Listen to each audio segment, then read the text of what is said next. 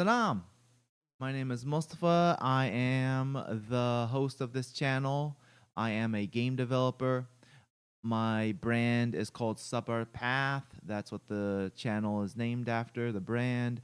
Um, I've have experience in the game industry, such as working at Treyarch for 3 years, doing administrative work. I should sit up straight, not slouch. Anyways, done administrative work at Treyarch.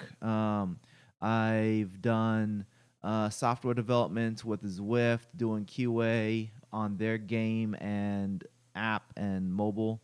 I have done my own game, one that is on Steam, Nexus Defenders. I'm trying to get back to working again. Haven't done anything for like a year, but trying to get back to working on my second game for Steam. Um, Also, I have taught uh, in community college for a year now. I've taught game and graphic related courses.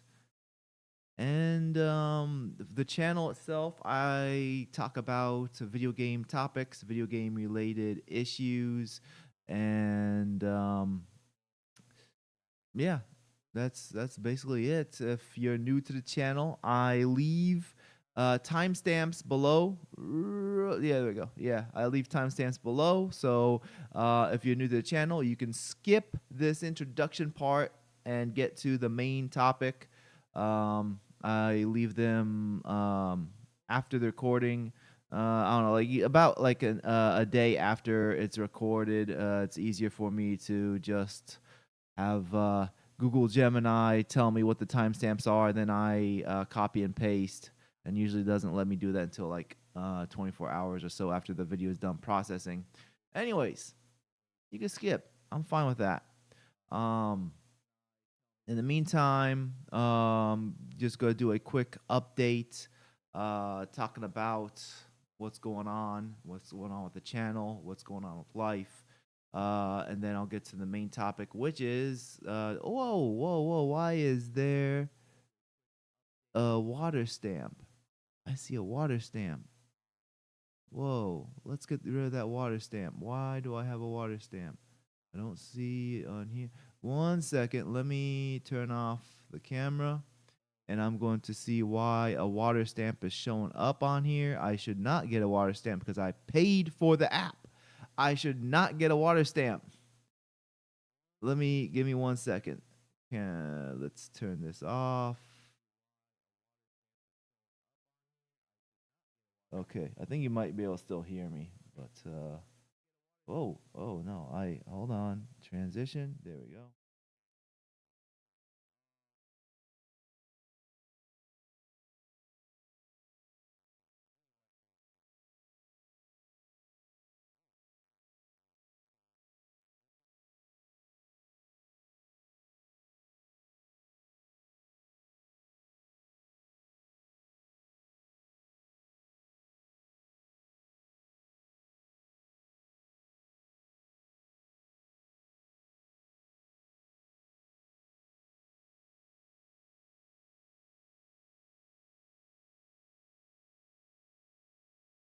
Transition back.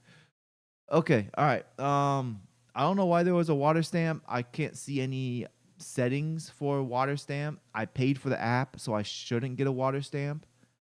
Um, I didn't even know if there's like a free version of the app. But anyways, let's get back. Let's get back to this. So quick update as to what's going on. Been applying for a lot of jobs. My warehouse job is drying up. I'm barely getting any hours.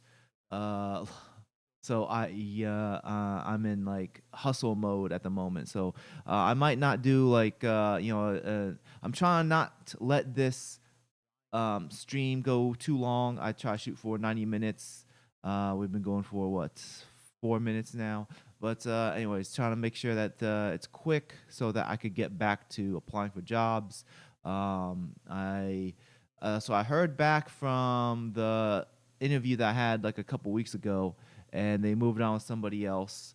But the staffing agency told me that there's another position with the same place that is more gaming related.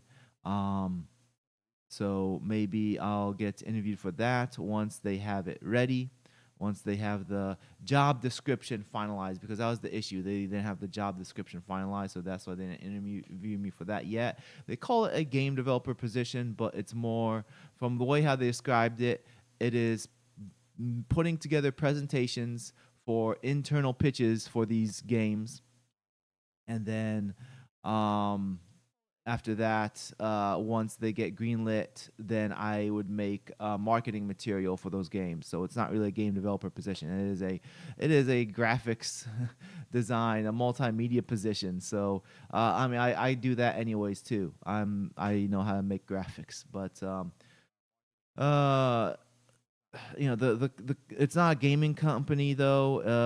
They make other stuff, but they have small games in their products, and that's why they have like a gaming division. But anyways, um don't want to like say which company it is. One, I don't want to like dox myself, and two, I don't want like people to like reach out to the company and say, hey, don't hire this guy. I mean, there's always a possibility of, hey, hire this guy, but I think there's a higher possibility of people saying, hey, don't hire this guy. Um, so that would be a problem. Anyways, um, let's see. Oh, I got the audio on there. Okay, let me turn that off. Yeah.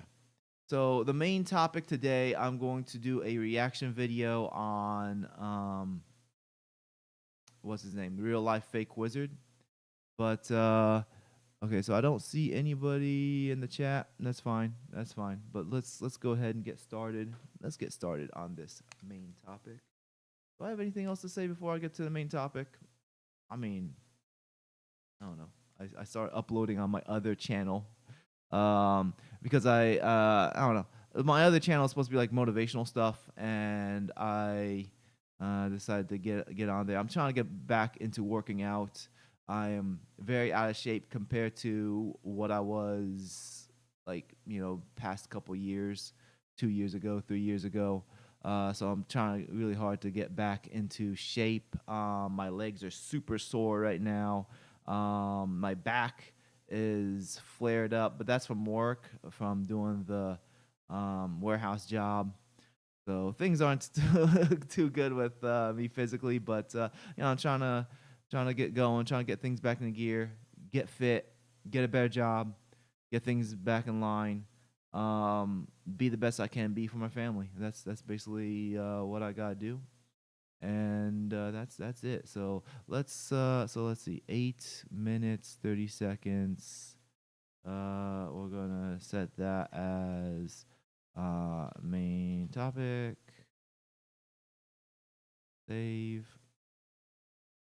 Oh yeah, I don't have vidIQ anymore because vidIQ, um, like, my subscription ended and I don't have money to renew it. So, yeah, no more vidIQ. Can't use that as a cheat for creating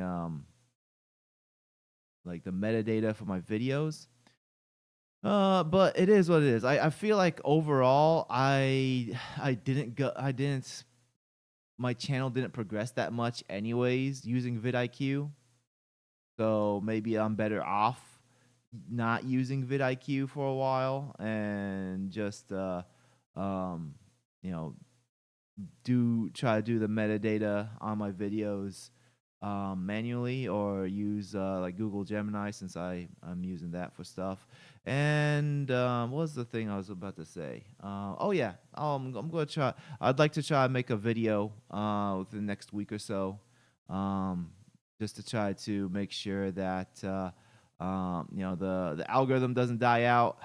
The last video flopped so hard. The last video was a huge flop that I made. Let's see, what was the last video?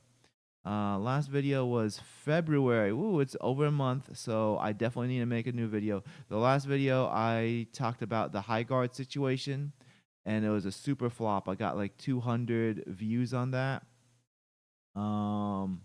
Compared to the previous video, which I got like 3,000 views, so it's a huge flop.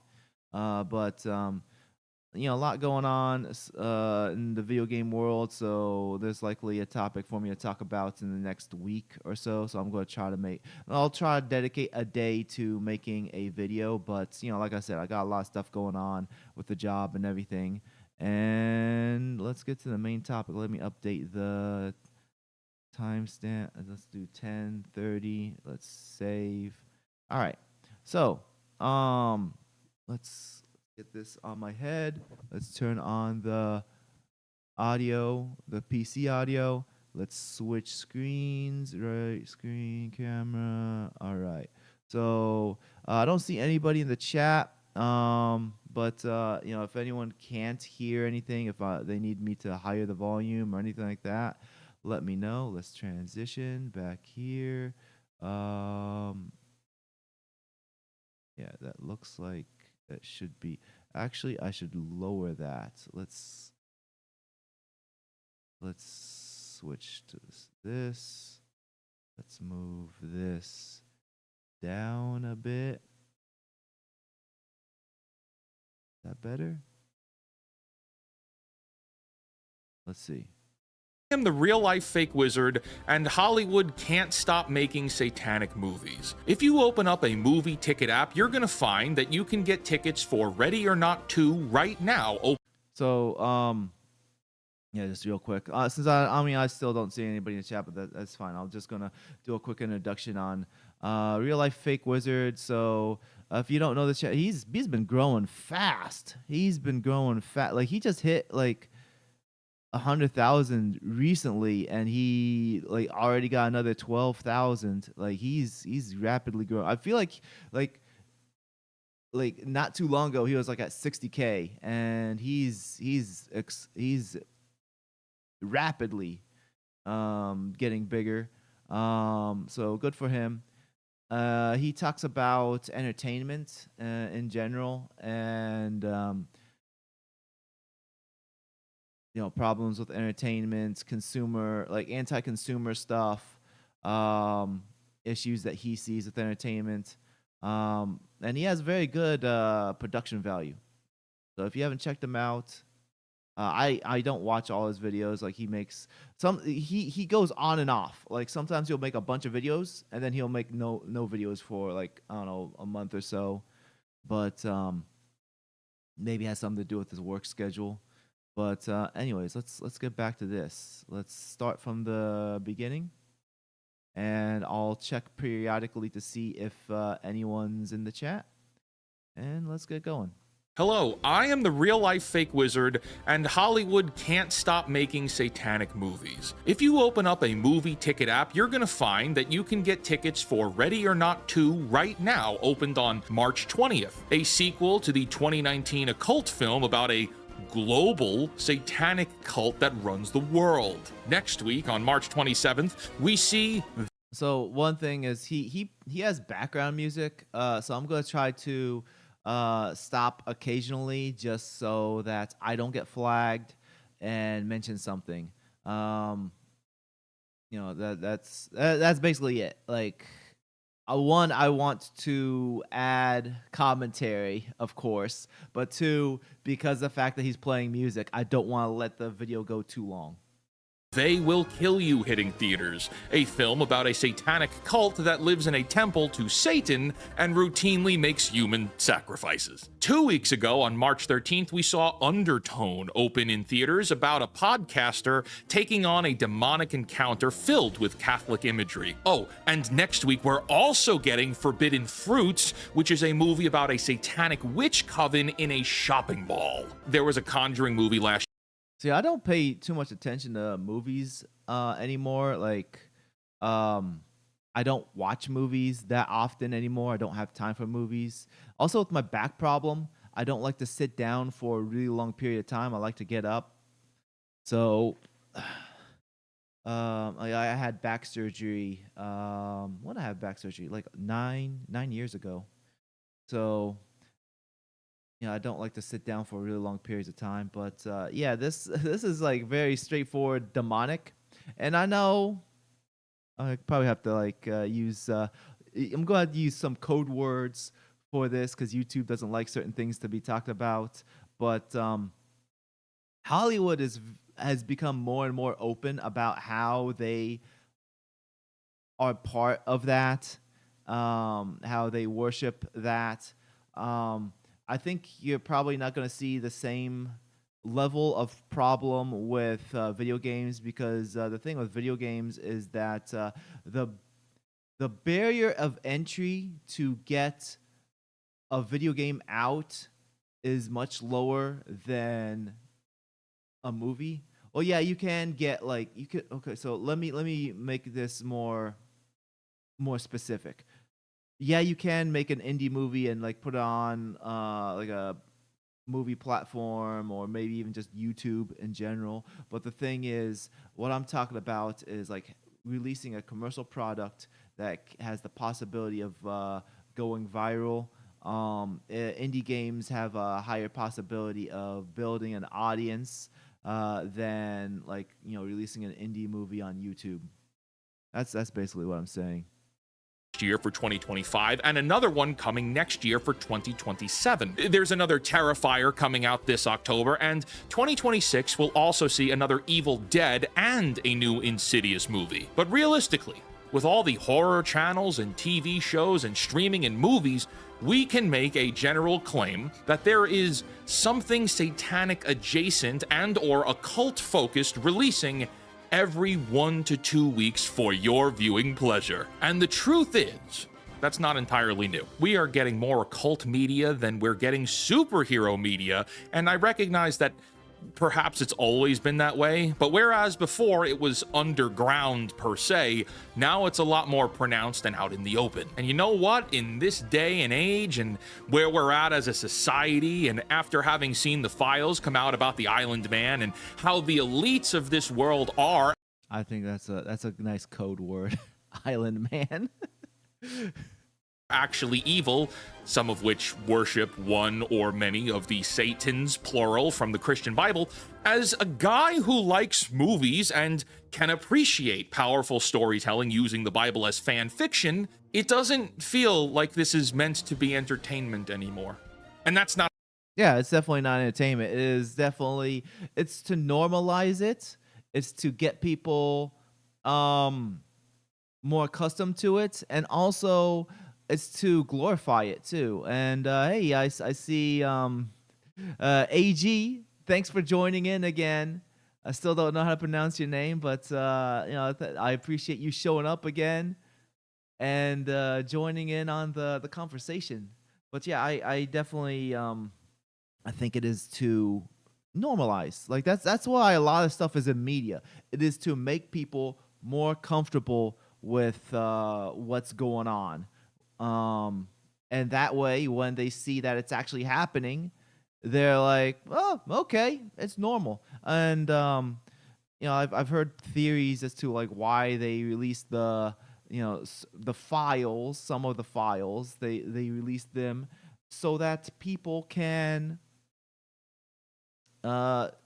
see it as a normal thing, see it as normalized. 1 second. Let me switch back to camera only. Let me do that. And I had something make a beep a second ago, so let me find what was the thing that made the beep. I think it was WhatsApp. So let me mute WhatsApp. Let me mute that. Mute tab. Okay, let's get back to the video. All right, I just don't want things making sounds while I am watching this. Anyways, let's go back to the studio mode. Switch. Where is it? Right screen? There we go. Transition back. All right. Not to say it ever was, but it certainly feels. AG, if there's any issues with the audio, like if he's louder than me or if I'm much louder than him, let me know, please, and I'll make an adjustment. Like something has changed. Serious question. Why is there so much Satan? Why so often? Like, if we look at horror writer H.P. Lovecraft and his philosophy about horror, here's a man that was an atheist and claimed he, therefore, wasn't afraid of the devil or demons. That led him to create horrors of otherworldly philosophy, ideas that humans are so insignificant that to come close to these cosmic horrors, it would drive a human mind to madness. For every one Lovecraftian adaptation, there are incalculable biblically based demon and satanic fan fiction adaptations. And I'm rhetorically curious as to why that might be. But it goes further than that, right? It's like, sure, on one hand, all this satanic reference and I mean, like with all this we'll call them horrors. Not horror theme, but horrors being like the creatures in Lovecraftian horrors, those creatures. So horrors, like a lot of it's a lot of the stuff that uses horrors, I feel like it glorifies them and makes them seem cool. And I think that's definitely a problem with society, is to glorify and make them seem cool.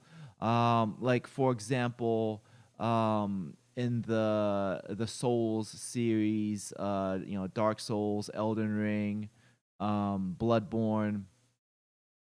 Yeah, they have like grotesque horrors, and like at a certain point, it's they make it like a cool thing that you're going against them. Maybe it doesn't glorify as like like saying that okay, you are them, but it is making it like a cool thing. Another example would be like Berserk, the manga and anime. So Berserk has horrors in like a Japanese horrors. They don't have like Lovecraftian horrors, but they have like Japanese style horrors. And yeah, a lot of the stuff is grotesque and like nightmare fuel. But they do glorify in the sense of having like cool characters or characters that you can get behind. One character, I think his name is Zod, not to be confused with the Superman character Zod, but this guy, like, he's unbeatable, he's immortal, he turns into like this creature, this giant creature with a one horn, and like bat wings, and like there are people who would see this character and see how he's like a tough stoic guy, and they're like, yeah, he's that guy's cool.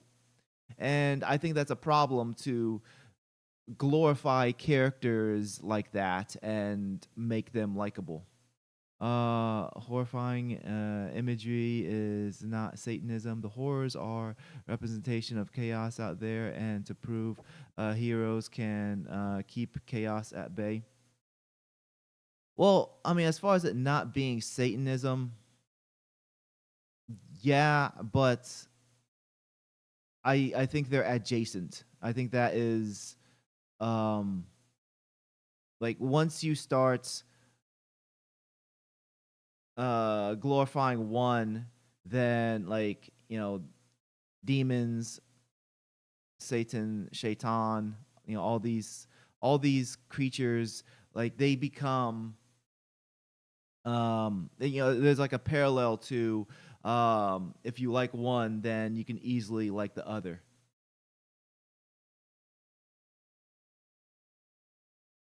Media is unsettling. Let's get back to this. Anyways, let's go. And meant to offend God-fearing Christians, of course, but that's like the first layer, though. And the fact that our world leaders might happen to engage in demonic practices, that's like layer number 2. It's concerning, surely. But if you think about this further, the idiot writers making all of this Bible fan fiction are overplaying these demon stories. They're overusing them, so much so that they're not scary anymore, because you're not doing anything original. But moreover, From a source material perspective, you can't tell stories of the purest evil imaginable and not also balance it by having the greatest good. You see, you can tell stories about Christian. I agree with that point. Like he had a few points. One being that it's being overused. Yeah, but that ties into what I was saying about normalizing and making them cool. And also the like having the greatest good. I mean, he's probably referring to Jesus, or God, which I mean, me being Muslim, yeah, I believe that Jesus is definitely good. He's one of the best humans, but not the greatest good. Anyways, what was I about to say? Oh yeah, like as far as that point about the good, yeah, that's definitely an issue with the storytelling. Is that there's always like, oh, there's this bad, and that's it. There's bad, and that's it. You're doomed. Or like shades of gray. Like, oh, this person's bad, but you're bad too. And at that point, they're not. I think with story, there's an importance with storytelling. Storytelling helps mold society. Like our society is molded by entertainment and stories. And when you don't have the story of the greater good, or like justice versus evil, or justice versus injustice, good versus evil, then what are you telling? What's the moral that you're telling to people?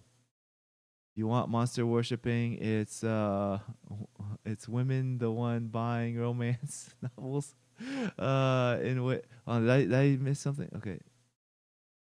Okay, yeah, I didn't miss anything. Okay. Romance novels in which they mate with monsters. Yeah, the whole like yeah, I'm familiar with that stuff, and they fill most of bookstores with little to no room to sane fantasy as Lord. Yeah, I agree. Yeah, so women having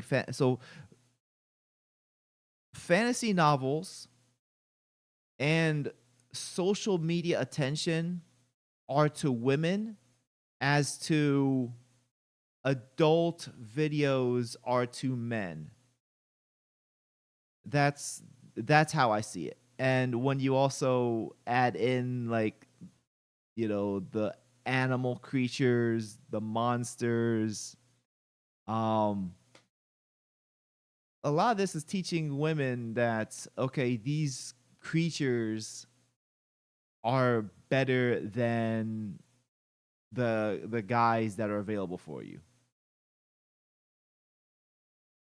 I agree with that. Let's get back to the video. Demonology all the live long day, and you can have satanic cults and human sacrifices and depict on screen the most heinous concepts imaginable. But once you make it bound to the Bible, which you have, then you've also canonized Jesus Christ. And once Jesus is canon, your stories are meaningless, because in the context then of these stories, Christ is king. Today's indie game shoutout. Okay, let's skip this indie game shout out.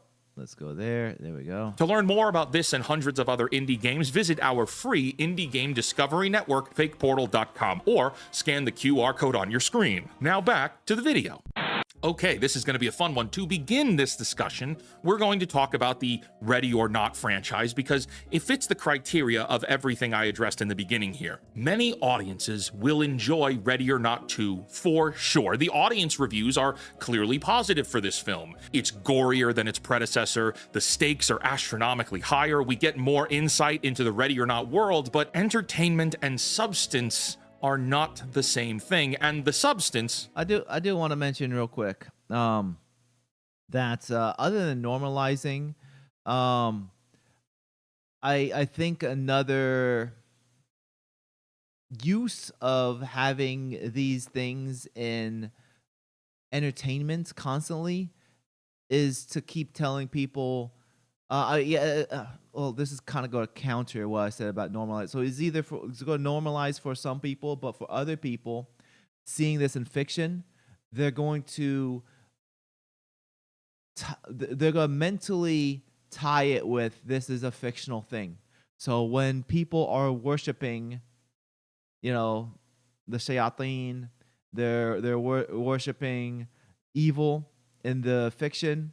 They're in the occult. Um, People are going to say, okay, this is fiction, and then when it's revealed or when people say, yeah, that's what the politicians do, that's what Hollywood does. Oh, you're crazy. You're crazy. And that's a problem with it constantly being. It's like an affirmation that this is fictional. It is not real.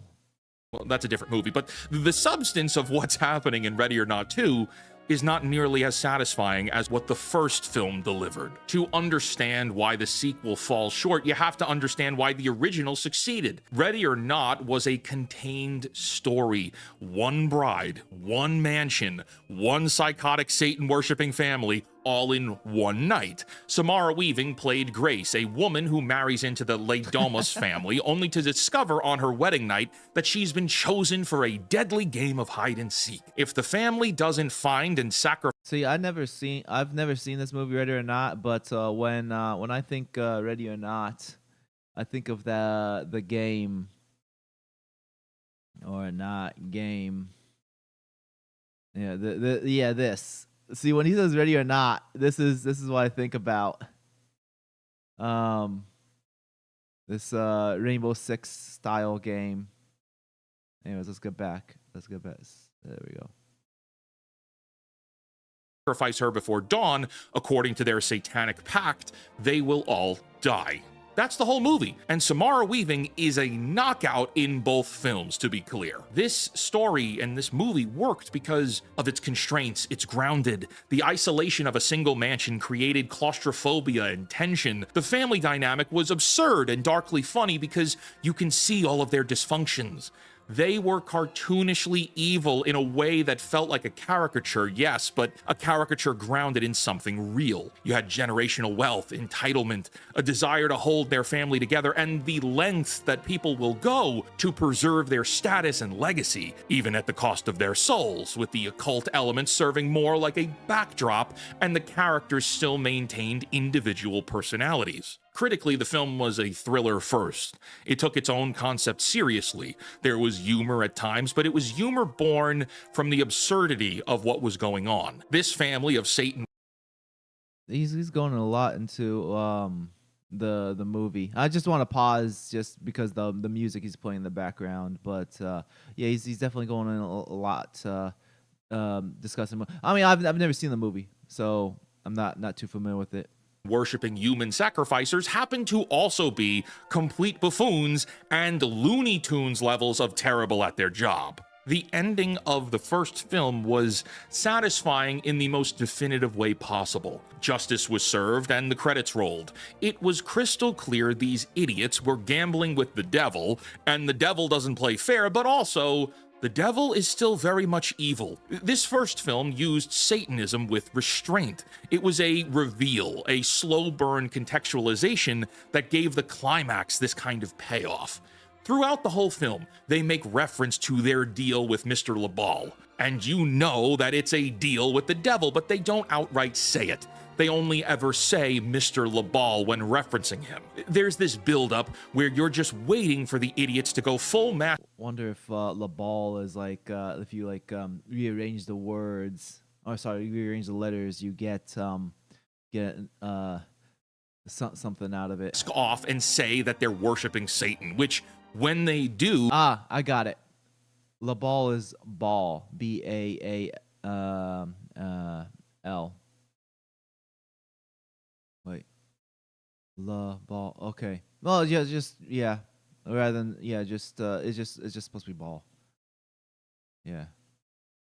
It's unsettlingly satisfying. They're evil, stupid, but evil. There is no longer a path to redemption for this twisted family at that point. That restraint is part of why it worked. It felt original, using biblical source material in a unique way. And it's exactly what the sequel abandons. Ready or Not 2 takes everything that was intimate and isolated about the first film and just blows it wide open. Where the original dealt with one eccentric wealthy family bound by a satanic pact, the sequel reveals that there is an entire global network of satanic elitist families who engage in these rituals and much, much more. The scope has gone from a single house on a single night to a... Is that, what's his name?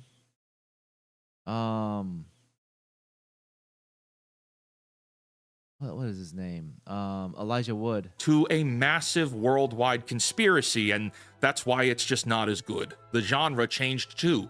The first film was a thriller with a build-up to a big payoff. You're constantly thinking, how is Grace... Hey, Sabr, how you doing? Well, glad you made it. We're watching this video on what's his name? Real Life Fake Wizard, talking about Hollywood making satanic movies. Going to survive this. The sequel is more often than not a comedy with feelings drama tacked on to pad the runtime. There's a pattern to Ready or Not 2. It's run, run, run, fight, gory death, complain about my feelings, rinse and repeat until credits. It leans hard into absurdist humor, over-the-top gore, played for laughs, with death scenes that are designed to be ridiculous. In the world of business, we call this problem scope creep. It kills many projects. It's what happens when the boundaries of a product or initiative keep expanding beyond its original vision until the thing that made it special gets buried under the weight of its own ambition. It's like a small restaurant that was beloved for its handmade pizza that starts adding sushi and tacos and then a smoothie bar to the menu. The result is typically the loss of identity of what made people care in the first place. Well, I think rather than scope creep, I think this is more spectacle creep, where the stakes need to be increased every time. Like, you know, you have your superhero movie. The movie number one, superhero goes against basically like an intimate rival or enemy, somebody who the superhero knows intimately. Then movie number two, the whole universe is at stake, and then like where do you go from there? So it's, I think it's more spectacle creep than scope. Scope creep is more like, okay, we're gonna add more. I guess for a movie, it would be like we increase the budget, we have more scenes, we have more actors, etc. For a game, game's easy to explain scope creep. Scope creep would be adding more features, increasing the graphics fidelity, adding more cutscenes, adding more levels, etc.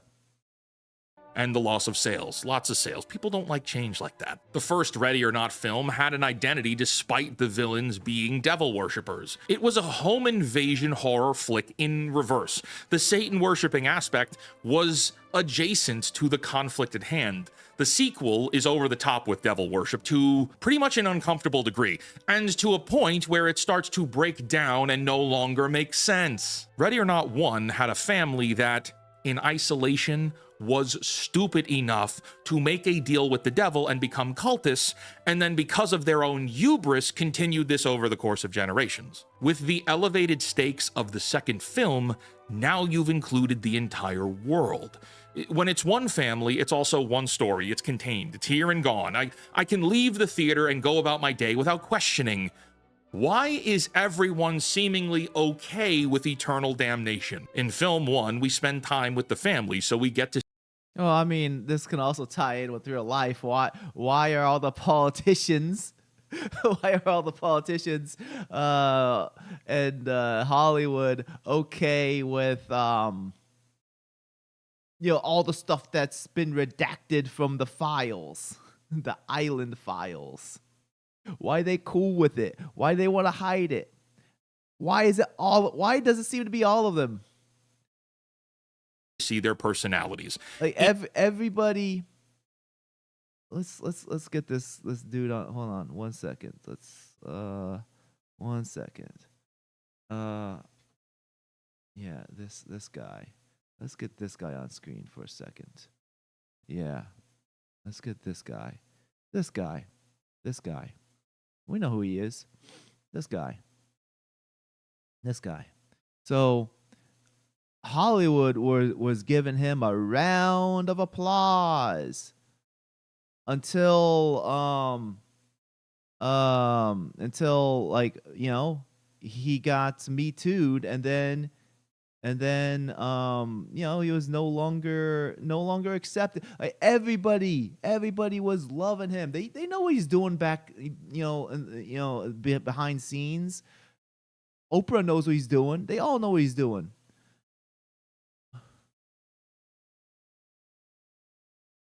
Give me 1 second. Who was the actor who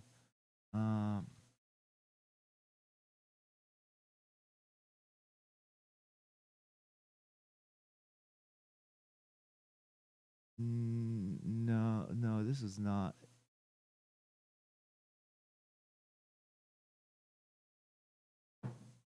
Okay, anyways, trying to find this another example, but anyways, let's get back to this. In film 2, where the stakes are elevated extortionately, everyone is just a mustache-twirly bad guy. I say all of this and talk about these two films at this extent to set the stage as a good example of how you could tell occult stories and they might work as we see in film 1. But as studios and writers keep trying to tell similar stories over and over, they ruin what made the first iteration work. All of the cultists in Ready or Not 2 are boring. They want power. Why? Because it's power, and they like power, because then they have power and they rule the world. Okay, well, that's boring. And the stakes of getting that power require you to bind your soul to biblical Satan, which means you've acknowledged that Satan is canon to this world and very much real. I mean, he's physically present, to the point where people who engage with these bargains explode in the instances of failure. Okay. So I do think he's bringing up a good point about making Jesus canonical, though I mean he's saying that because Satan is the bad guy, therefore Jesus must be the good guy must be the opposing force due to Christianity, which I think that is not a universal truth. I mean, that's his truth for like through Christianity, but Islamically that's not like the universal truth. Like that is assuming you believe Christianity is the correct religion. So that's the point I want to bring up. Like, you know, saying one, therefore the other. This does bring up a point that I think is worth mentioning. I don't like when real life religions are inserted into fiction. Like, for example, there was a huge deal with putting Muslims into Star Wars. I remember there was one game developer I was following on Twitter. I think now she's on Blue Sky, but she posted, "Hey, I got a Muslim in the and so basically she got like this picture of a hijabi girl in a picture frame, and I think it's one of the like the Jedi Outcast or Jedi Survivor. I think it was Jedi Survivor. It was in a picture frame, and everyone was like patting her back, cheering her on. You know, the whole like game developer circle were like, "Yeah, good job." And I see that as kind of an insult to put that in there, because in the universe of Star Wars, canonically, the Force is like the dominant thing. Like, people don't worship the one creator. There is no monotheistic religion in Star Wars. At least in the mainstream Star Wars that I know. Maybe there might be something in the side stories or the the whatever, the supplementary material. But in the main stuff, there is no monotheistic creator. And when the Force is the main thing, and then you have Muslims, meaning that they they follow Prophet Muhammad and the Quran and worship Allah. That's a contradiction to the Force. 1. 2. Star Wars takes place in a galaxy far, far away, a long time ago in a galaxy far, far away. So it's not Earth, it's far, far away. And 2, it takes place in the past. Star Wars is not the future. Star Wars is in the past. So if it's a long time ago, it could be before Prophet Muhammad, and it's a galaxy far, far away. Like, it doesn't make any sense. So my point being is, it is stupid when people want to like do stuff like insert Muslims into a world, a fictional world that would contradict the core beliefs of Islam. And I just want to bring that up because this is a good point he's bringing up about canonically, like if you have shayateen, then you have Jesus. Maybe not as God, but at least that there is a tie. Okay, well, if the biblical Satan is real and people explode to their death because of him, then that must also mean that hell is real, because this is the biblical Satan. Hell is real, and if hell is real, then all of you dummies know that upon your death, that's where you're going for eternity. If biblical Satan is real and hell is real, and you've acknowledged that both are true in the canon of this story, then you must also acknowledge the existence and authority of God. And if God is real, then Jesus Christ is canon too. And as I said before, Christ is king. How could a character knowingly engage with pure evil in a world where you have tangible confirmation that Christ is not only... So, I'm not gonna keep saying the same thing about Jesus. I'll let him go with that because he's gonna keep repeating that. But one point that is with him talking about going to hell, eternal damnation, all that stuff. Like Satanists, they think that Satan is going to help them. That's the point. But an aspect missing from these stories is the fact that, like, in every story, Satan does a deal with somebody, or every like biblical and like Abrahamic story about Satan doing a deal with somebody. He's always a double crosser. He always backstabs. Be careful what you wish for, etc. And that is like a universal character trait of Shaitan. So, like, if you're missing that from a story about Shaitan, then like you're missing a fundamental point of his character. Real, but sovereign. That's like the tragedy of these movies and stories like this. And it's done so by design. In the real world, to be a Christian, it means that you wrestle with the concepts of faith and the pursuit of meaning all the time, always. Here, you created a world where the characters don't need faith alone. They have physical, tangible proof of Christ as the savior of humanity, and you still made characters that would sell their soul to the devil for a Kit Kat bar. See, like, none of these movies work after that. But you didn't care about Christ. Didn't what's it called? Ironheart, she made a deal with Mephisto, who is the devil, and there was like no repercussions for that.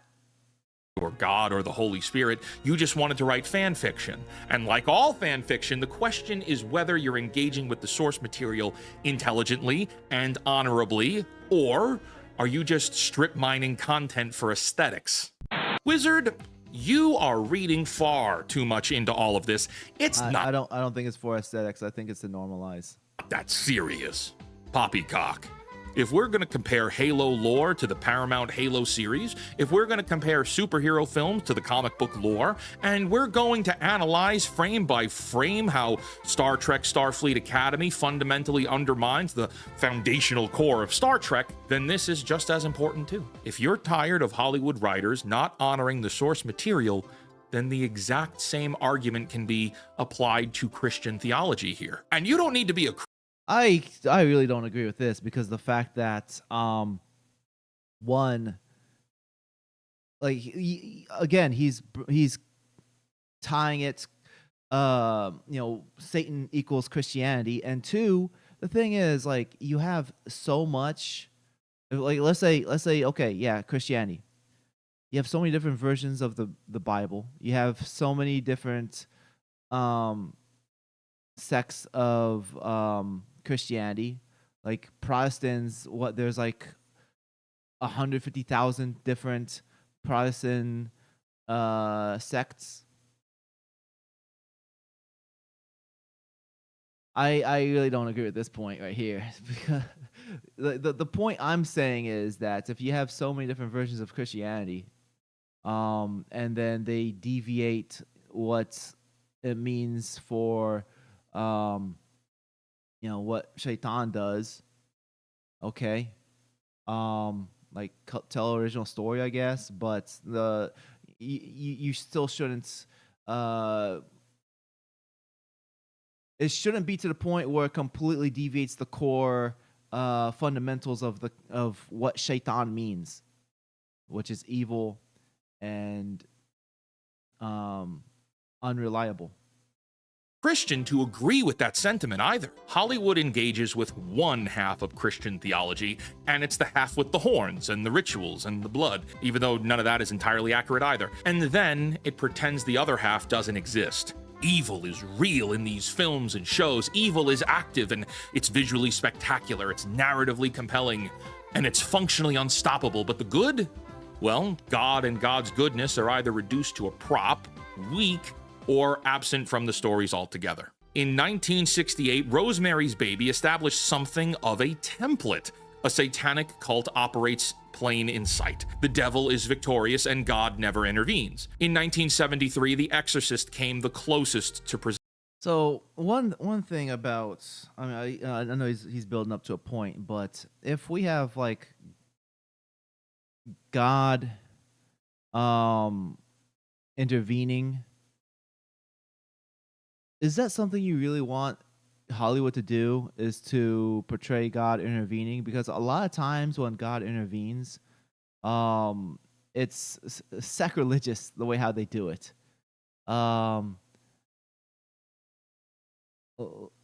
Like the way how they portrayed God in what was that, Dogma, the Kevin Smith movie? Like they just made her, like they made God a woman, like just a woman who doesn't talk and dances. Like that was ridiculous. And then there was what was it? Constantine with I was about to say John Wick, not John Wick. What's his name? Keanu Reeves. Constantine with Keanu Reeves. They had like, God, they had Satan, they had angel Gabriel, and like it's like, really, you made the, like, all these characters are, it's just sacrilegious the way how they portrayed them. So that it's like, be careful what you're asking for. If you want intervention from God in a story, I think you have to be very careful on how it's implemented. But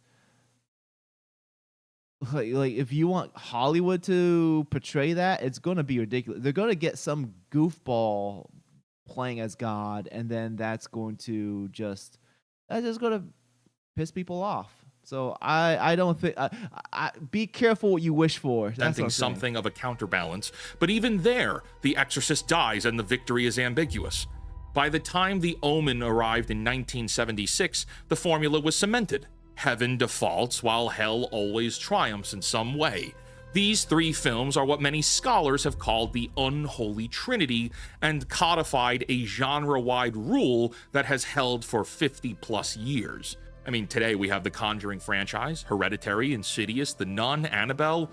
Even Hocus Pocus, the Disney kids movie, is rooted in Christian fan fiction. The Sanderson sisters are black magic witches that sacrifice children in satanic blood rituals. And Hocus Pocus is another great example of a film that worked in isolation on its own, but the sequel irreparably damaged the story. In the first film, these witches are purely evil comedic villains.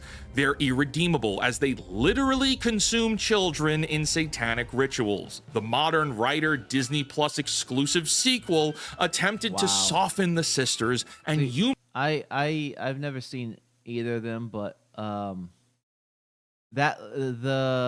just happened there a second ago, that reminds me of the Mario movie. They had these crazy jump shoes. Attempted to soften the sisters and humanize them as tragically villainous. Oh, it's okay, they're devil worshippers. They had a hard time that one time and now they eat kids. So it's kind of okay now if you don't pay attention. No, it's not okay. And that's what I was saying earlier about what they like to do with the shades of gray. They say, okay, this person is bad, but you're kind of bad too. Or they'll try to like, oh, this person's bad, but it's for a reason, so we should feel sad. Deus Ex Machina is something modern Hollywood writers can't comprehend. We talk about no, that's not the game. Deus Ex Machina is in the actual term of like ending the story with like something random, something quick. Send them back to hell. They murdered kids for funsies.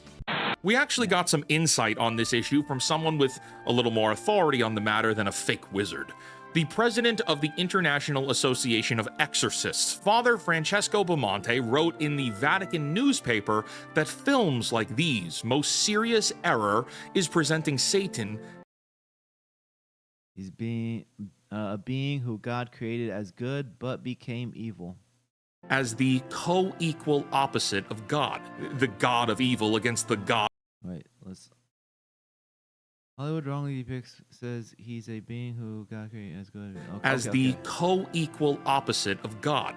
The God of evil against the God of good. In Christian theology, that is not at all how that works. Yeah, and that's Islamically, we also believe the same thing, that Iblis, he worshipped God for like thousands of years, and then it wasn't until Prophet Adam was born and he was told bow down to Adam, and then Iblis is like, no, I'm better than him, I'm not going to bow to him. And God says, I didn't say he's better than you, I said bow. No, I'm not going to bow to him. And that's basically like the origin story of racism, coming from that moment. And so when I see like these goofy memes online where it's like, I used to see them when I was on Facebook, where people would talk about like God and Satan being like at eternal war or something like that, and it makes it out to be that there is a belief, people think, or people who don't know better think that God and Satan are polar opposites, which is not the case. God is not the enemy of Satan. Humans are the enemies of Satan. So that's basically like a misconception. Satan is a created being who is absolutely subordinate to divine authority. In the Gospel of Mark, chapter 5, when Jesus encounters a possessed man, the demons don't fight him. They don't resist. They recognize his authority and immediately beg for mercy. There's a hierarchy here. Hollywood, however, has spent 50 years inverting that hierarchy because the inversion makes for a more dramatic movie where they can mock God, and in doing so, has taught generations of audiences a version of theology that is flatly, provably wrong by the very source material these films are borrowing from. But let me take it back to Ready or Not here and take my emotions out of it. These Satan worshippers traded their eternity for temporary earthly dominion. And within the logic of their own acknowledged belief system, they've willingly chosen the losing side with full knowledge that it's the losing side. They understand that. This is incoherent writing. This is asinine, because the film never grapples with the obvious absurdity of that choice. It never asks the question that any thinking character inside this world should and would ask. If you know how this ends, why are you doing this? Yeah, but the film can't ask that question, can it?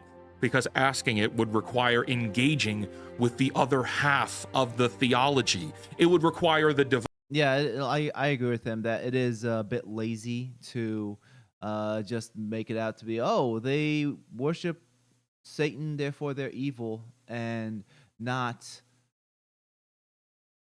just making them like a cartoon character. God's intervening to finish the story with a message, or the ones who kill the overpowered enemy with a blow to bring levity. Okay, yeah, the Deus Ex Machina you were talking about earlier.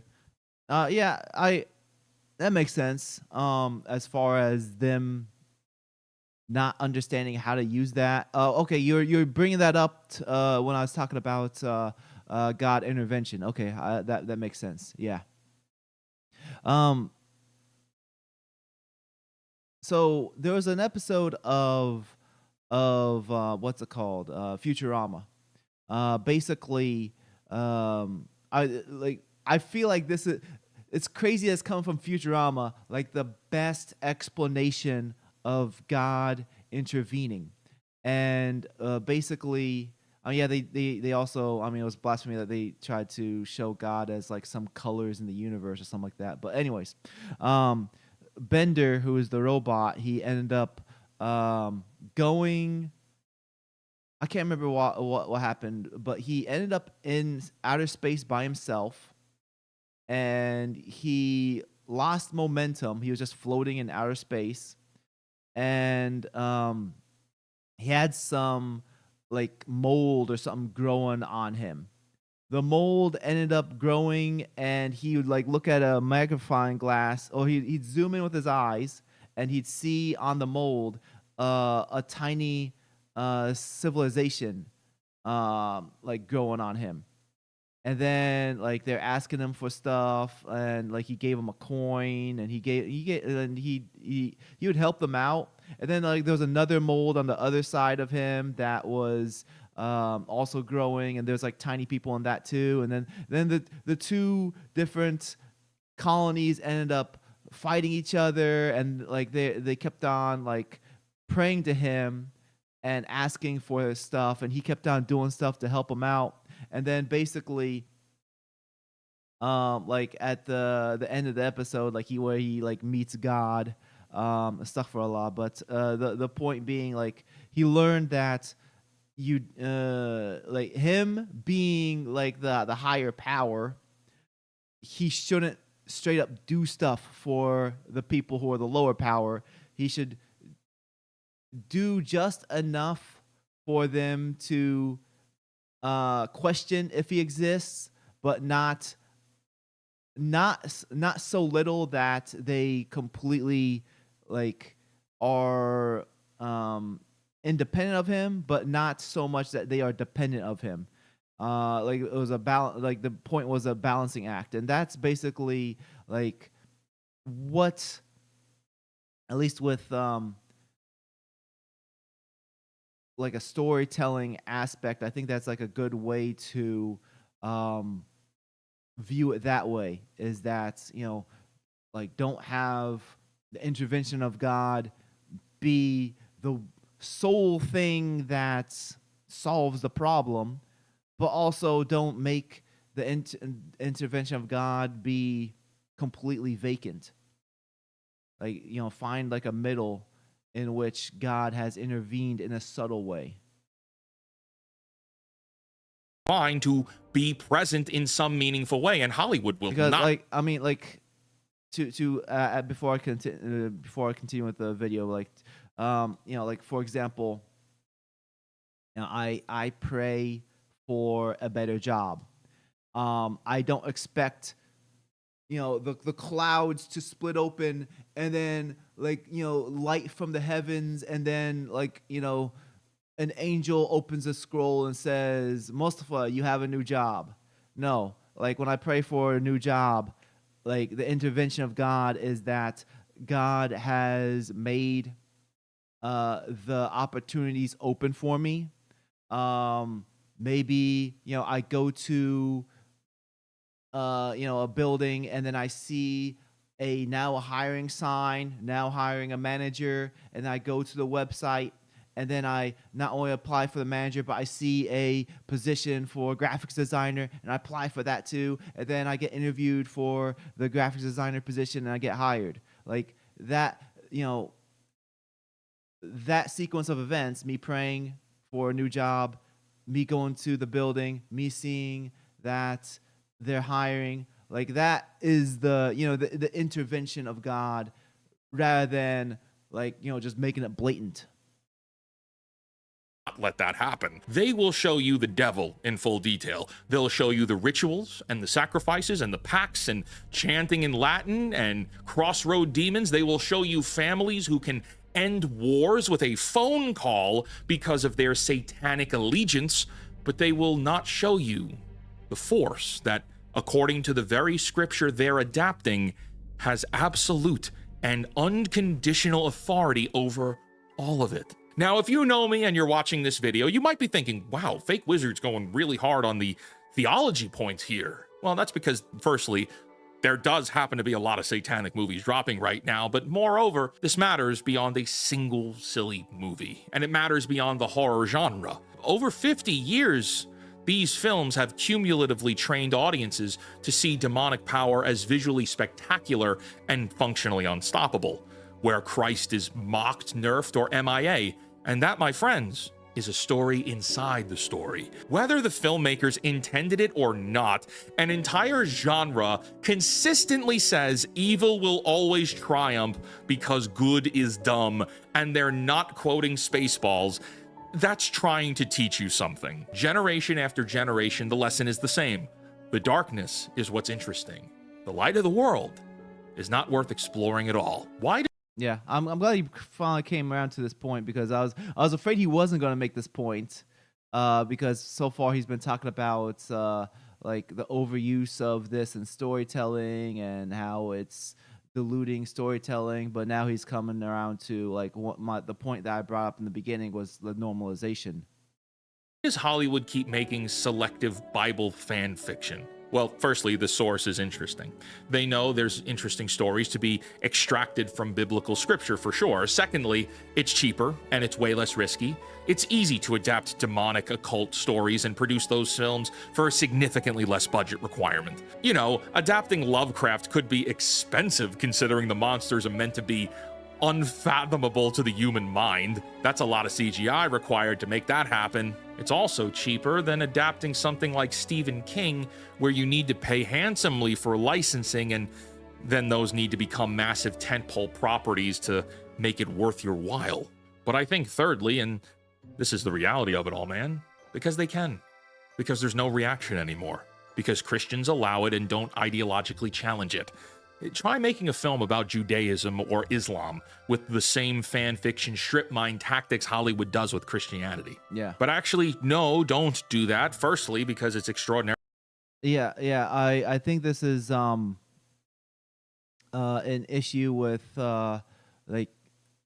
Christian culture is there's a lack of pushback with the mocking of like Jesus. I think there's a small group who are like that.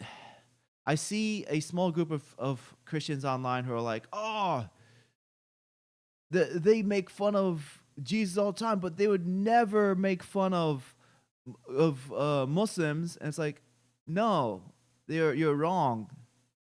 Look at Laura Loomer. She has a direct phone line to the president, and she says stuff about Muslims every single day, and there's no problem with that. The it's not the lack of, those doing the mocking towards specific things, because there's plenty of people mocking Muslims. It is the pushback that you are wishing there was. Muslims, there's a large enough population of Muslims who are not going to accept this, and they're saying, no, you can't talk about this stuff like that. This is, you're being ridiculous. And like with Christians, it seems to be like a smaller portion who are willing to push back.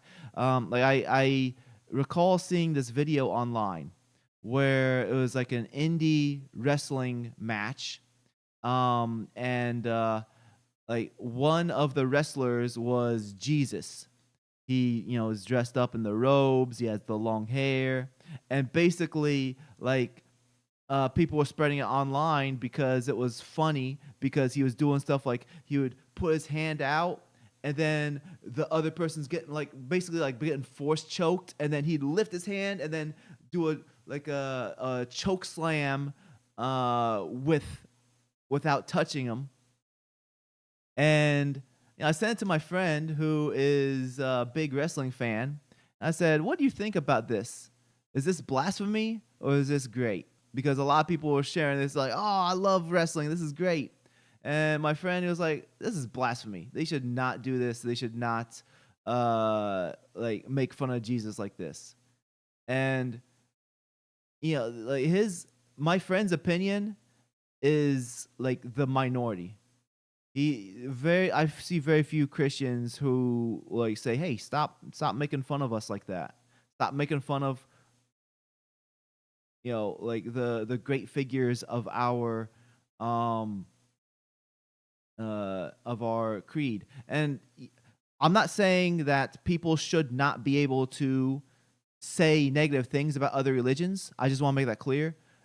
You can criticize other religions. I think that's perfectly fine to criticize and bring up valid points that you disagree with, but is a different thing to just mock and make fun of other people. I think those are two completely different things. Like when you're mocking and making fun of, you are asking for a fight. You are asking to start trouble. But when you criticize and you're open for dialogue, that is a completely different thing. So I just want to make it clear that those are two different things that I'm not mixing together as the same thing. Hey, Liam. Glad you made it in. About close to the end though, but I appreciate you making it in. Since I am close to the end, I should be wrapping up maybe the next 10 minutes or so. Please, anyone who's in the chat, please leave a like. Of course, super chats are always welcome, but if you aren't able to do a super chat, please leave a like. That would really help the video's algorithm. But let's get back to the wrapping up of this video. Fairly disrespectful. Like, number one, it's disrespectful to Christians too, but secondly, it's never going to happen because those practitioners would never allow it to happen. As long as Christians allow films like all the ones we've named here today and all the ones we haven't named to continue being made without arguing for them, then the cycle continues. There's that line from The Usual Suspects, right? The greatest trick the devil ever pulled was convincing the world he didn't exist. It's a classic line, and it's incredibly deep, it's profound. And so, whatever, if it's just some silly, scary movies, no biggie, right? But in our always online experiences of the world today, we perceive reality through the glasses of our phones. And there's a lot of bad to be seen there, but it's different. It's softening, it's conditioning. A lot of people seldom come face to face physically with pure evil. but it's out there. It's waiting. And sometimes you find it in places you didn't think you'd expect.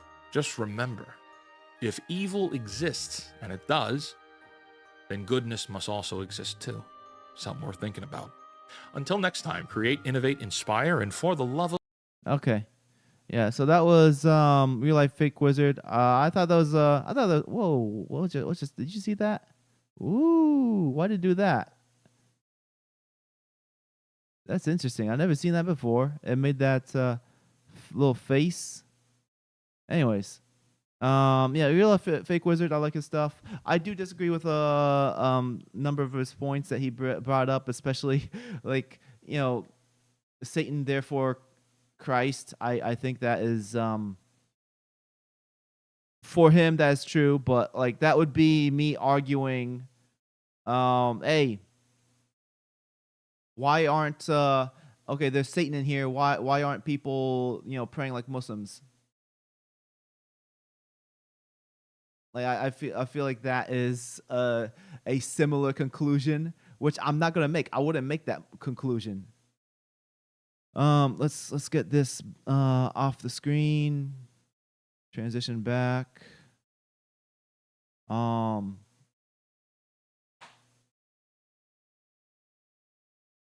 Didn't really have I don't know. I felt like I was repeating a lot of the same stuff throughout this video. I don't feel like I had a lot of input on this. It wasn't really the direction I thought it was gonna go, but I do appreciate that he made the video.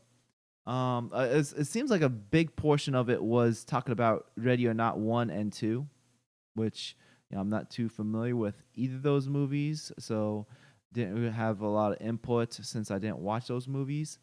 And I do think a lot of this stuff is more for movies rather than video games. I don't see a lot of this stuff in video games. Like sometimes you'll have it in like Dead Space. I think there was an occult aspect to that.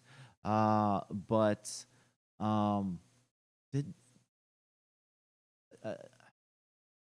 I can't remember if it was like actually satanic stuff or if it was alien stuff. I think it was like alien and it was satanic like because they're praying to stuff. Depictions of icons of Christianity is split by sect. I think most sects that don't like false icons are fairly small today. Will also change country by country. Change by country, etc. That's a good point. Anyways, like I said earlier, I don't want to have this go too long. I have a lot of stuff I need to do. I need to have lunch, and then I need to start applying for jobs. I put in some applications this morning. I want to get back to finishing those up. And yeah, I appreciate you guys being here. So next week, definitely, I don't have anything scheduled on Tuesday. So same time next Tuesday, I'll come up with something to talk about for then. And again, I do plan on doing an actual video sometime soon. It might not have as much editing to it, though. I need to come up with a way to make these faster, less editing. And just make them quicker so it's less time consuming for me. But we'll see how that goes. And I don't have a topic yet. I mean, there's a lot of stuff going on, but the topics usually like when something happens, the window of time is very short because you generally want to have the video line up with the topic when it's trending. Otherwise, if it's not a trending topic, it won't get picked up unless it's like evergreen content. So we'll see. I'll try to get a new video out soon. But I appreciate you guys joining in. Even if you join in late, please leave a like. And I'll see you guys next week. Thanks again. Do I have any other things to mention? I think that's it. Just That is what it is. Thanks for joining in. You guys take care.